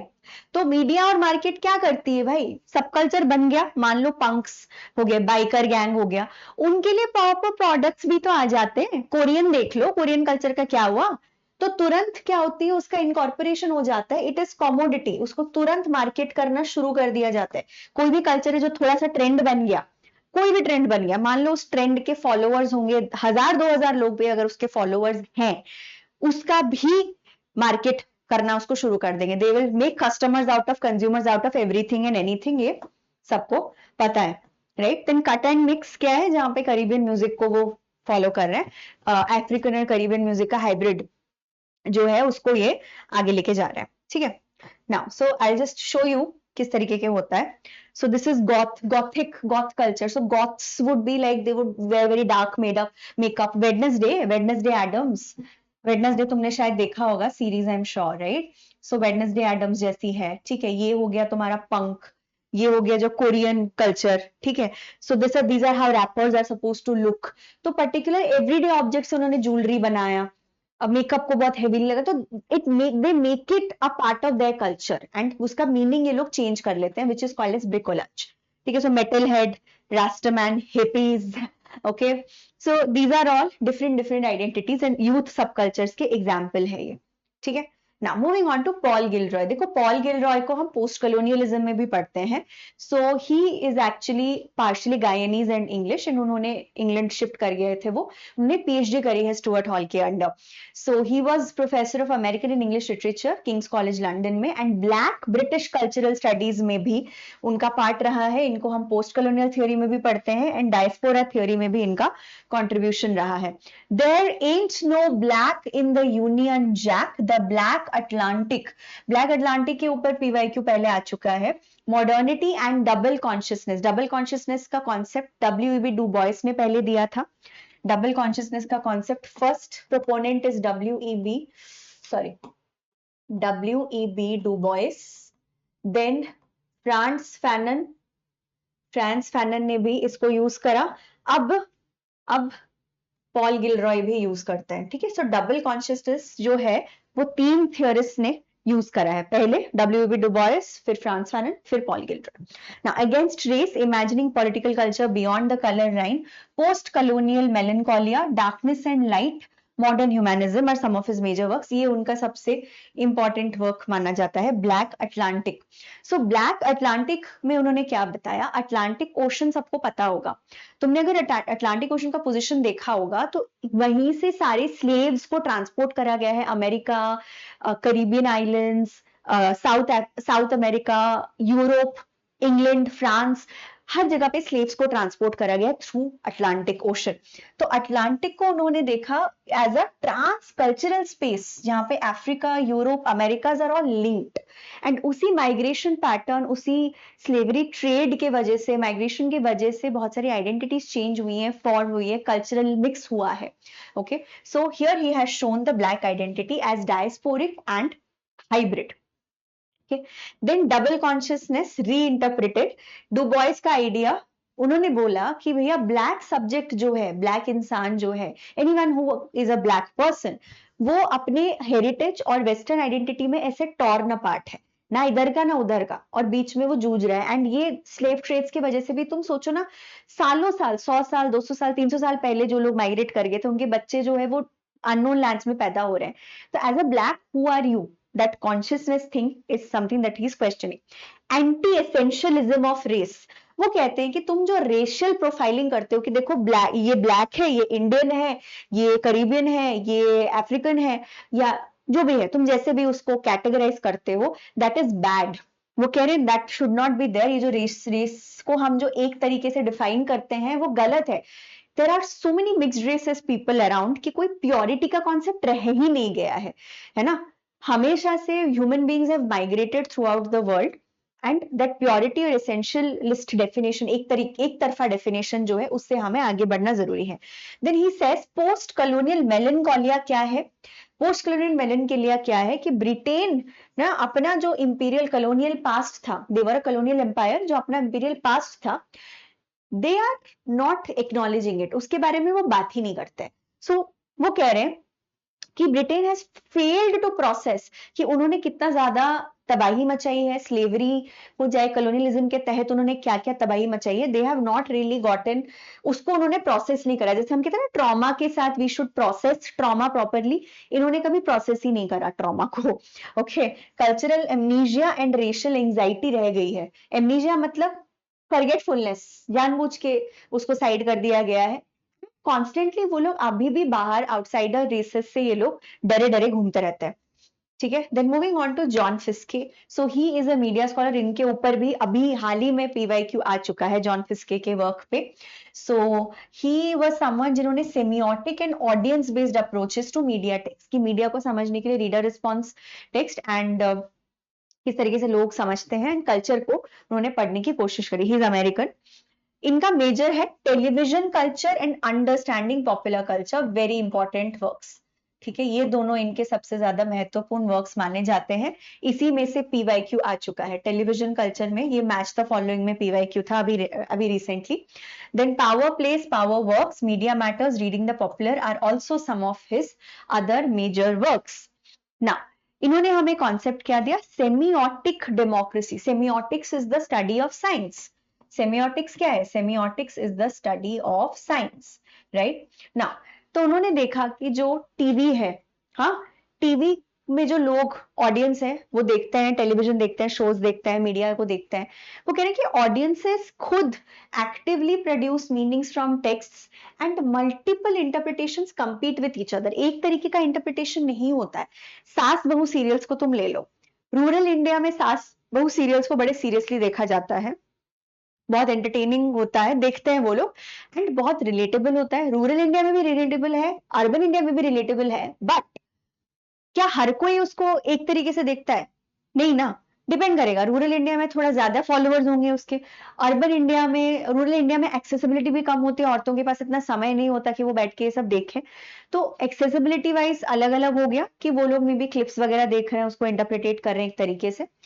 Urban life में जो औरतें हैं, वर्किंग वुमेन स्पेसिफिकली, वो अगर देख रहे हैं अपने सास को कि ये सीरियल्स बैठ के ऐसे देख रही हैं, they are not going to interpreted in the same way as the rural audience would, क्योंकि रूरल इंडिया में औरतों के पास और कम फ्रीडम होता है, बहुत ज्यादा रेस्ट्रिक्टेड होता है। अर्बन इंडिया में at least women go to work, so the women who are going to work and they are watching serials which are older serials, आज के सीरियल्स तो काफी आगे बढ़ चुके हैं, बट मॉडर्निटी में बहुत पीछे या बहुत पेट्रियार्कल है, so they will have a problem with it, right. So multiple interpretations compete. So for example, Dhurandhar, right, movie, काफी लोगों को धुरंधर पार्ट 2 बहुत पसंद आया है, काफी लोगों ने उसको गाली भी निकाली है, काफी लोगों ने उसको एक्सप्लेनेशन समझ लिया कि भैया डीमोनेटाइजेशन और वो सारी प्रोसेसेस को यहाँ एक्सप्लेन करा जा रहा है, काफी लोगों को लगा नहीं नहीं दिस इज जस्ट फिक्शन, हमें इसको एंटरटेनमेंट की तरह देखना है। तो मल्टीपल इंटरप्रिटेशंस एग्जिस्ट, राइट ना। पॉलीसेमी ऑफ टेक्स्ट्स, पॉलीसेमी का मतलब वही है कि कोई भी मीडिया टेक्स्ट ले लो, कोई भी सीरीज ले लो, शॉर्ट्स ले लो, मूवीज ले लो, anything you take, okay, is open to different readings. Same चीज जो हमें स्टुअर्ट हॉल ने बोला था, इसको इन्होंने पर्टिकुलरली टेलीविजन कल्चर में अप्लाई करा, अमेरिकन कल्चर को इन्होंने पढ़ने की कोशिश करी विद एग्जांपल्स, ठीक है ना। उन्होंने बोला कि कल्चर जो है it is a constant battle field, यहाँ पे दो तीन लोग, मतलब 2-3 मेजर आइडियोलॉजीज फाइट कर रहे हैं। क्या? एक तो कॉर्पोरेशंस एंड रेजिस्टेंस। कॉर्पोरेशंस बड़े बड़े मल्टीनेशनल कॉर्पोरेशंस होते हैं, ठीक है, so we know that companies जो है वो अपनी प्रोडक्ट्स को किसी भी तरीके से बेचना चाह रहे हैं, but we have influencers, but we have certain influencers, good influencers, like food pharma आया था, ठीक है। अब एक लड़की आई है कॉल्ड एज ग्लूकोज गैल, अगर आप उनको फॉलो करना चाहे करिए, मुझे बहुत पसंद है वो। ये लोग इन कंपनीज को डायरेक्टली चैलेंज कर रहे हैं, ये लोग चैलेंज कर रहे हैं, ये लोग एजुकेट कर रहे हैं ऑडियंसेस को कि सतर्क रहिए, and they are actually doing a good work by exposing the multinational corporations. जहां पे आप जैसे फॉर एग्जांपल आपको निकोबार का पता होगा, अरावली का आपने सुना होगा, गवर्नमेंट ने क्या किया है, अदानी अदानी वाला जो सीन था, people started posting against it, right? So it is a battlefield. CJP for example, right, सबसे रिसेंट में सीजेपी के साथ जो हो रहा है, तो it's a constant battle field between domination and resistance. ना पीपल वर्सेस पावर ब्लॉक यही है कि एवरीडे सिटीजन्स कई बार एलिट कंट्रोल को ना रेजिस्ट करने की कोशिश करते हैं थ्रू अपनी क्रिएटिविटी के थ्रू। रैप सॉन्ग्स हो गया, म्यूजिक वीडियोस हो गए, फैन फिक्शन हो गया, मीम्स हो गया, मजाक बनाया जाता है भाई, डोमिनेंट कल्चर की अच्छा खासा मजाक बनाया जाता है, राइट। तो that is what he is saying, ठीक है। Now next is Arjun Appadurai. इनको हम अगेन पोस्ट कॉलोनियल थ्योरी में भी एक्चुअली पढ़ते हैं। So he is an Indian American anthropologist, इन्होंने ग्लोबलाइजेशन और मॉडर्निटी में कंट्रीब्यूट करा है। Social life of things, commodities in cultural perspective, modernity at large, cultural dimensions of globalization, 1996 का जो इनका किताब है ये सबसे ज्यादा इंपॉर्टेंट है। Future as cultural fact, fear of small numbers, an essay on the geography of anger। तो इनका मेजर कॉन्सेप्ट है 5 स्केप्स का, जिसके ऊपर मैंने एक शॉर्ट्स भी बनाया था। सो जैसे लैंडस्केप्स होता है वैसे इन्होंने 5 scapes of understanding the world हमें बताया। तो उन्होंने बोला कि 5 स्केप्स के थ्रू ग्लोबलाइजेशन होता है एंड पूरी वर्ल्ड कनेक्टेड है। First is ethnoscapes, that is movement of people, okay, that is movement of people. Ethnoscapes is movement of people. Then mediascapes, media के थ्रू सब सारा वर्ल्ड जो है वो कनेक्टेड है। मैं इसको थोड़ा सा ना आपके लिए वो कर देती हूँ। So this is how you can understand the 5 scapes. Ethnoscapes, idioscapes, mediascapes is representation and communication. Okay.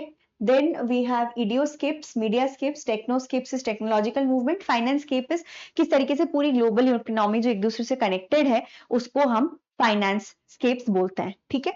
So एथनोस्केप्स, इडियोस्केप्स, मीडियास्केप्स, टेक्नोस्केप्स and फाइनेंसस्केप्स, okay. Now so इन्होंने हमें कॉन्सेप्ट और दिया है डिसजंक्चर एंड डिफरेंस का मॉडर्निटी एट लार्ज में। वो कह रहे हैं कि ग्लोबलाइजेशन जो है उसको एक सिंगल सिस्टम की तरह हम नहीं समझ सकते हैं। It is not a single straight forward system. उसको समझने के लिए हमें तोड़ मरोड़ के चीजों को समझना बहुत जरूरी है। ओवरलैपिंग फ्लोज है, कोई सेंटर नहीं है, it's a decentred thing. It's very similar to rhizome, concept of rhizome given by Felix Guattari and Giles Deleuze. Anyway, then he says imagination is a social practice की हम जब सोच रहे हैं तो इसको समझने का एक बहुत सिंपल सरल तरीका है। मैं अभी बैठी हूँ, मैं सोच रही हूँ, मैं तुमसे बात कर रही हूँ, मैं तुम्हें एग्जाम्पल्स दे रही हूँ, मैं अमेरिकन एग्जाम्पल्स दे रही हूँ, मैं इंडियन एग्जाम्पल्स दे रही हूँ, मैं कोरियन एग्जाम्पल्स दे रही हूँ। मुझे कुछ कुछ कोरियन डिशेस जैसे सुशी वगैरह मुझे बहुत पसंद है, लेट्स से। मुझे कपड़े एक पर्टिकुलर कंपनी के पसंद है, वॉच एक पर्टिकुलर कंपनी का पसंद है, what ever it is, okay. Jewellery में इंडियन प्रेफर करती हूँ, राइट। सो वो कह रहे हैं कि हमारा जो इमेजिनेशन है, जो थॉट प्रोसेस है ना, वो सिर्फ कम्युनिटी बेस्ड नहीं रह गया। It is not singular, it is not a single culture any more. We are thinking on a global level. Internet use करते हैं हम लोग, राइट, स्ट्रीमिंग प्लेटफॉर्म्स यूज करते हैं, एप्लीकेशन यूज करते हैं, तो हमारा imagination itself has become very very global, right? So imagination is a social practice in a globalized world. कि future is cultural, entire world is connected, interconnected in so many ways कि एक तरीके से trace करना impossible है, बहुत सारी चीजें इकट्ठे हो रही हैं, it's a network. Okay? Objects have cultural biographies, value changes as they circulate. तो वो कहते हैं किसी किसी objects का जो जैसे particular culture से आता है, जैसे yoga, okay? So for example yoga was Indian. अब तुम्हें पता है योगा के क्या क्या फॉर्म्स आ गए हैं। There is something called as hot yoga which Americans practice. American appropriation of yoga तुम देखना, तुम्हारा दिमाग खराब हो जाएगा। So that is what he is saying कि कल्चरल बायोग्राफी है कि योगा हम इंडिया से आया है, बट वो किसी तरीके से ट्रांसफॉर्म होके बहुत अलग अलग रूप में वो आज के डेट पे अवेलेबल है, ठीक है। And he founded anthropology of global flows, right. So Korean drama watched in Brazil via Netflix. इसमें मीडिया स्केप भी तुम ढूंढ सकते हो, एथनोस्केप भी ढूंढ सकते हो, समझ गए, ठीक है ना। Moving on to Angela मैक्रॉबी।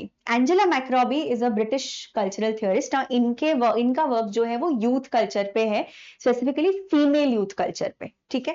Feminist reading of youth culture and popular culture. उन्होंने बोला कि भैया कल्चरल स्टडीज में औरतों का बहुत कमी है, अभी तक कोई औरत नहीं है जिसने फेमिनिज्म और कल्चरल स्टडीज को मर्ज किया है, तो ये आती है। And she also trained under Stuart Hall. Feminism and youth culture from Jackie to just 17, उन्होंने मैगजीन्स वगैरह को एनालाइज करा था। Post-modernism and popular culture, the aftermath of feminism, gender culture and social change, feminism and the politics of resilience. तो उन्होंने feminism और cultural studies को fuse करा है. So feminism in youth culture, उन्होंने girls magazine, music, fashion, women किस तरीके से, औरतें किस तरीके से influence होती हैं body image issue से लेके representation, sexualization, everything she talked about. ठीक है. And जो फीमेल सॉलिडारिटी होती है इन दीज यंग ग्रुप्स उसको भी उन्होंने एक्सप्लोर करने की कोशिश करी.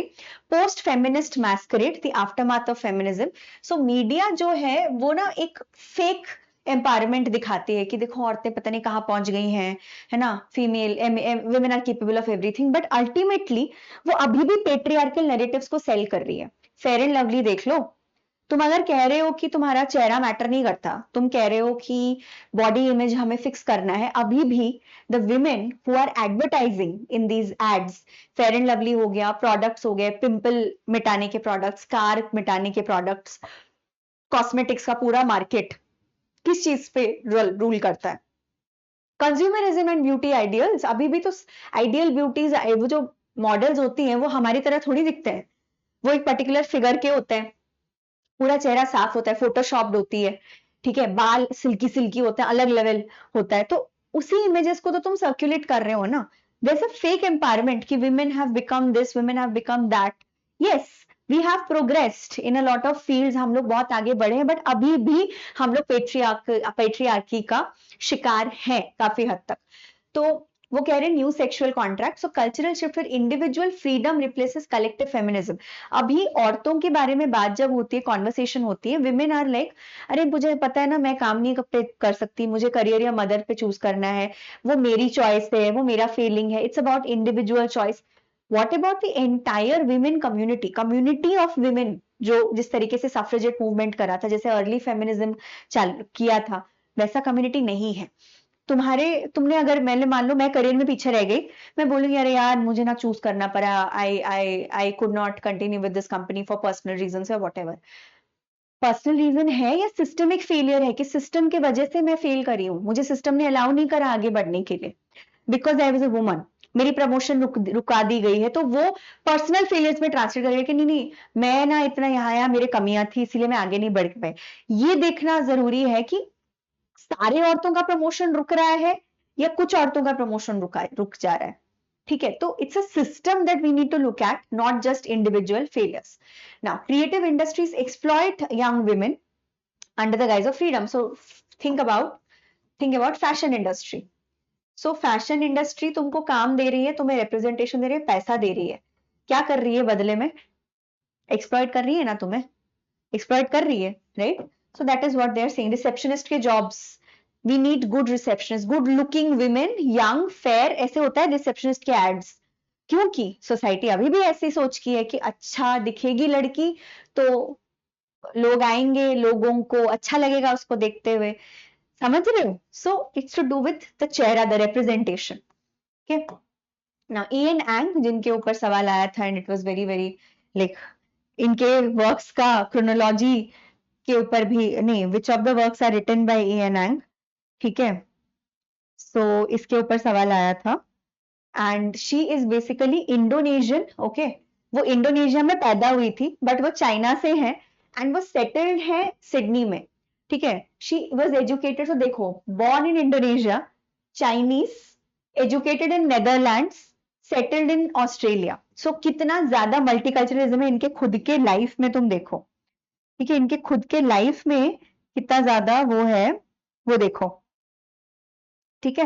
Now she is someone who again talked about transnationalism, audience research and global media reception पे उन्होंने फोकस करा कि जो मल्टीकल्चरलिज्म है, इतने इतने अलग अलग आइडेंटिटीज के लोग रहते हैं, वो किस तरीके से खुद को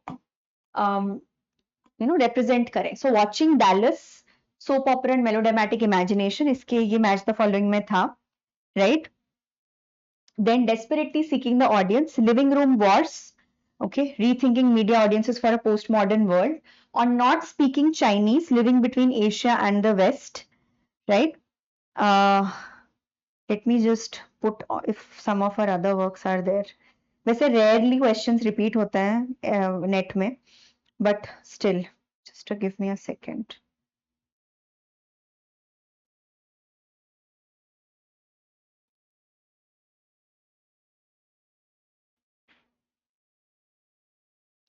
हाँ, तो इनके और भी क्वेश्चन कुछ कुछ है works. She has written too many works यार, क्या क्या बताऊं मैं। Cultural diplomacy beyond the national interest, cultural diplomacy beyond the national interest, ये 2016 का वर्क है इनका। She is also active right now, अभी भी एक्टिव है वो काफी हद तक। 2016 के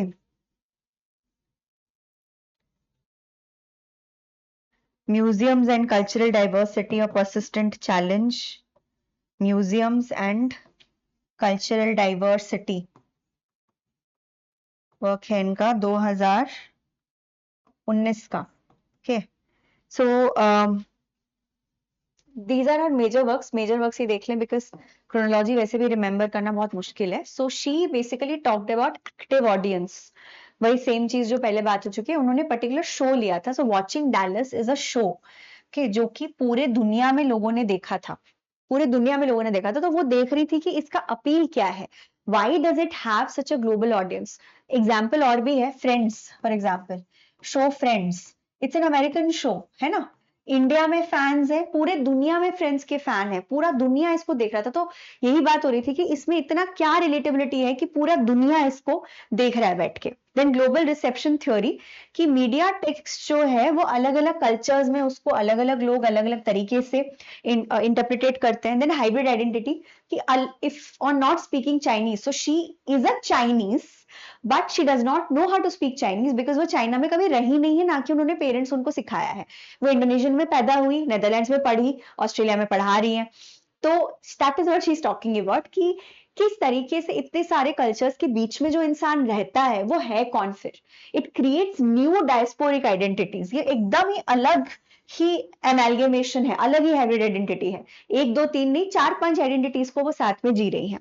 देन इमोशनल रियलिज्म, की जो पूरे ग्लोबल ऑडियंस एक चीज को जब देखता है तो they are responding to it emotionally, right, they are responding to it emotionally. Emotional connectivity होती है, कल्चरल कनेक्टिविटी नहीं होती है, and that is what her works have focused on.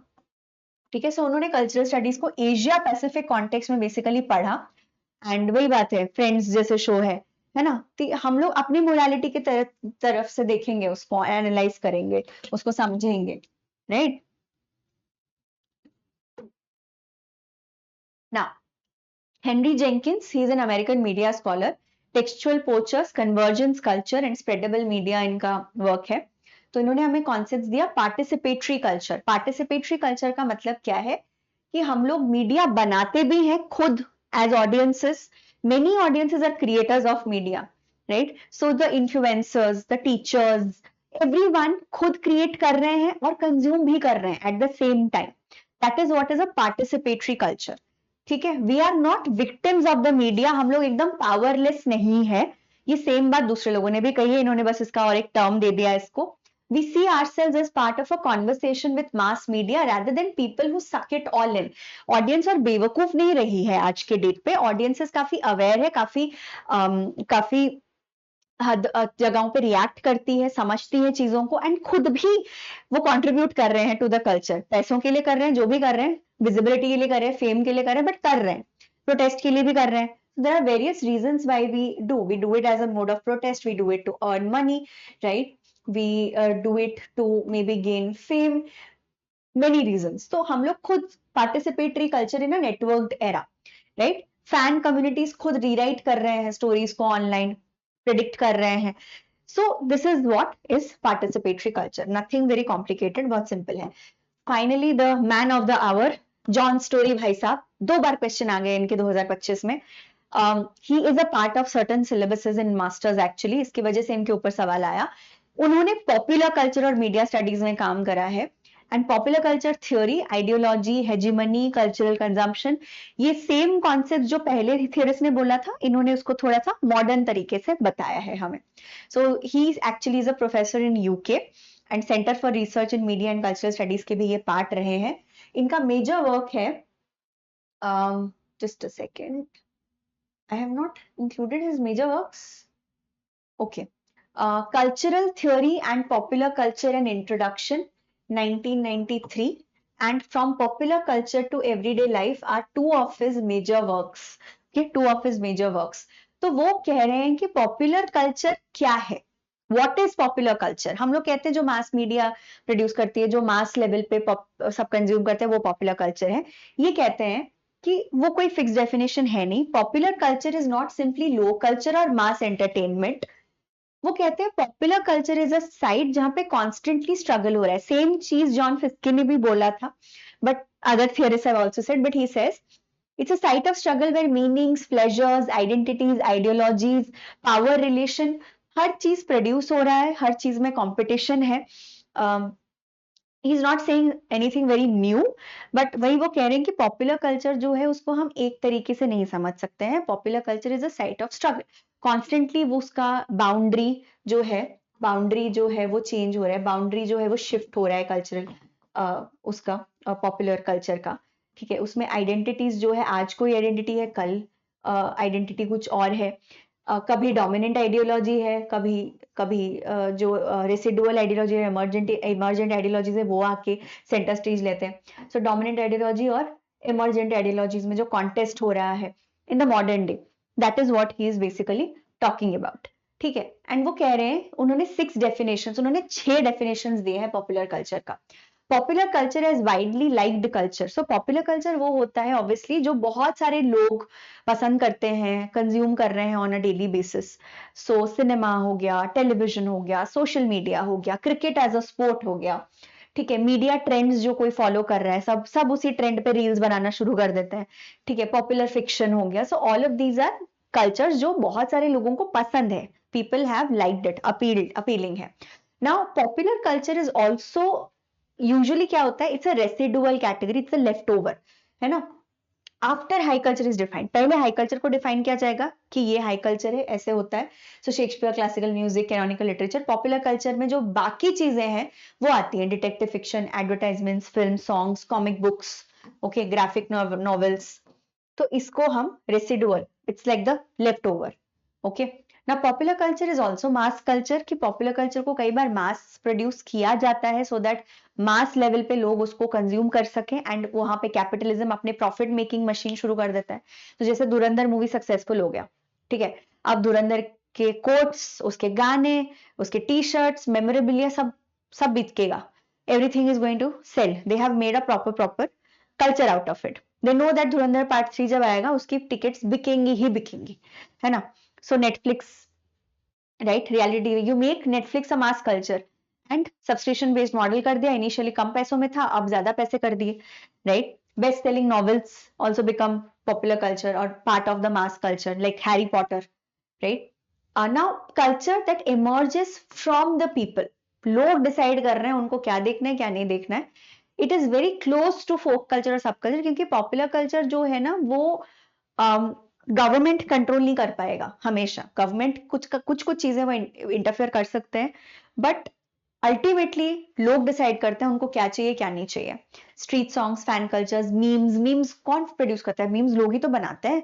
जो हो रहा है सोसाइटी में उसी को लेके तो मीम्स बनती है. ठीक है ना. Popular culture is a site of hegemony, जहां पे वो एंटोनियो ग्राम्शी से ड्रॉ कर रहे हैं कि it is a battlefield between dominant and subordinate groups. ना पूरा कंट्रोल हो पाता है डोमिनेटिंग ग्रुप से, ना सबऑर्डिनेट ग्रुप्स पूरा जीत पाते हैं. कॉन्स्टेंटली टू एंड फ्रो होता रहता है. And it is obviously post modern. High culture और पॉपुलर कल्चर का जो बाउंड्री है वो इस टाइम पीरियड में कोलैप्स कर जाता है. क्योंकि क्या होता है हाई कल्चर में, जैसे मान लो for example I have performed myself, Odissi मैंने परफॉर्म किया था माइकल जैक्सन के गाने पे, ठीक है, स्कूल में जब मैं थी. तो हाई कल्चर लो कल्चर का डिवाइड कोलैप्स कर गया.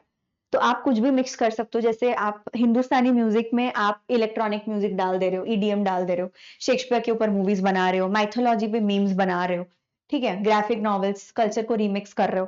तो इट्स ऑल्सो पोस्ट मॉडर्न. तो उन्होंने 6 तरीके से कल्चर को डिफाइन करा. नाउ विल राइट कौन है, जिनके ऊपर इस बार सवाल आया था, recent PYQ trend, okay, 2025.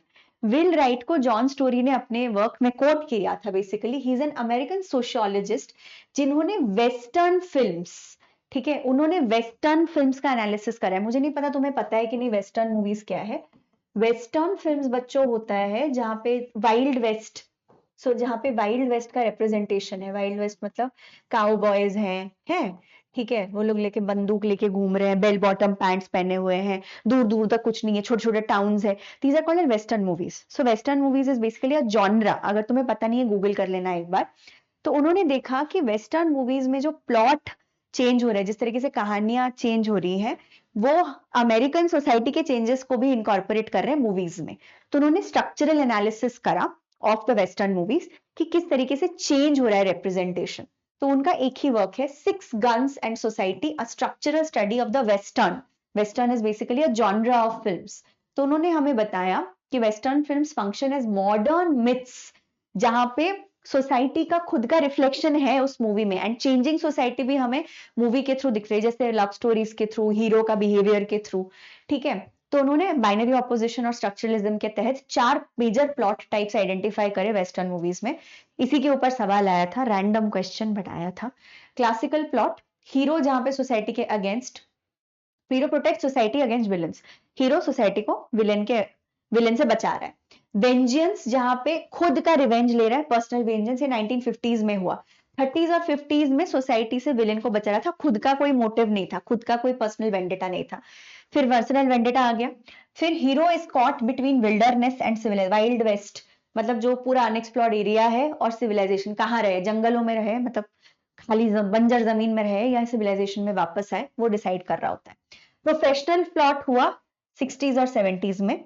So this is 50s and 60s, late 50s से 60s में ये ट्रांजिशन हुआ। फिर 60s और 70s में group of professionals hired for a job, पैसे देके कराया जा रहा है काम, ठीक है। तो किस तरीके से प्लॉट में चेंजेस आए हैं वेस्टर्न मूवीज में, वो हमें दिखाता है कि सोसाइटी में भी कैसे चेंज आई है अकॉर्डिंग टू विल राइट, ठीक है। सो myth changes when social institution and values change. So think about जो 90s का रामायण था, ठीक है, think about, I'll give you another example. Bollywood movies from 90s, मतलब पॉपुलर की मैं बात कर रही हूँ, 90s का देखो, ठीक है, 2000s का देखना, एंड अभी रिसेंट मूवीज देखना, तुम्हें समझ आ जाएगा कि कैसे लव स्टोरीज में चेंज हुआ है, फैमिली वैल्यूज में कैसे चेंज हुआ है। सो आई गिव यू एग्जांपल, जैसे फैमिली वैल्यूज की मैं अगर बात करूं, सूरज बरजात्या की मूवी सबने देखी होगी, ठीक है, हम साथ साथ हैं टाइप फैमिली वैल्यूज थी। न्यूक्लियर फैमिली में शिफ्ट करा धीरे धीरे, ठीक है। अब देखना इनस्टेबल रिलेशनशिप्स बहुत ज्यादा दिखाई जा रही है, रिलेशनशिप जो है वो काफी कॉम्प्लिकेटेड तरीके से दिखाई जा रही है, मॉडर्न तरीके से दिखाया जा रहा है। तो सोसाइटी जिस तरीके से चेंज हुई है, उसी तरीके से हमारे फिल्म्स भी चेंज हुए हैं, ठीक है ना। Some practice questions are there, if you want you can just solve it, बहुत इजी क्वेश्चंस हैं, ठीक है। सो दिस इज अनदर, इसको आप अपने टाइम पे सॉल्व कर लेना, या पीपीटी जब आपके पास आएगी ना, तब इसको उठा के सॉल्व कर लेना। ऑर्गेनिक इंटेलेक्चुअल्स कौन है, then and I'll just give you one homework question before I go actually. So this is your homework question. This is your homework question. Okay. Henry Jenkins का textual postures views fans as passive consumers, co-creators who appropriate text creatively, senses of meaning, and corporate employees. Okay. ना आपको जब free notes का मैं एक बार process बता दूंगी, before that this is my Telegram ID, please इसको स्कैन करके ज्वाइन कर लीजिए, एंड यहाँ से आप मुझसे पर्सनली भी संपर्क कर सकते हैं। I do respond to text and queries, if relevant do join and talk to me from this particular place. Now हमें जाना है पीडब्ल्यू एप्लीकेशन और pw.live में, फिर हमें बैच टाइप सिलेक्ट करना है, बैच टाइप में हमें फ्री सिलेक्ट करना है, यूजीसी नेट कैटेगरी में ऑब्वियसली। आप एक बार फ्री सिलेक्ट करोगे, आपको ऐसे बैचेस दिखाएंगे, फ्री एनरोल, तो हमें इंग्लिश लिटरेचर में एनरोल नाउ क्लिक करना है। एनरोल करने के बाद आपको डिस्क्रिप्शन, क्लासेस और अनाउंसमेंट्स का सारा शेड्यूल मिल जाएगा। क्लासेस इस तरीके से आपको एक क्रोनोलॉजिकली, एंड ये लेक्चर्स है, ये नोट्स है, ये यहाँ पे आपको नोट्स मिल जाएंगे इस तरीके से। This is the download option, right, this is the download option, इसको क्लिक करें एंड नोट्स को डाउनलोड करें। ओके, सो टू समराइज, हमने शुरू किया व्हाट इज कल्चरल स्टडीज से, पहले हमने समझा कि कल्चरल स्टडीज है क्या, right? High versus low culture, high versus low culture. आपका एक थोड़ा सा काम है कि आप जो कोटेशंस हैं रेमंड विलियम्स वगैरह के जो फेमस कोटेशंस है वो एक बार देख लीजिएगा।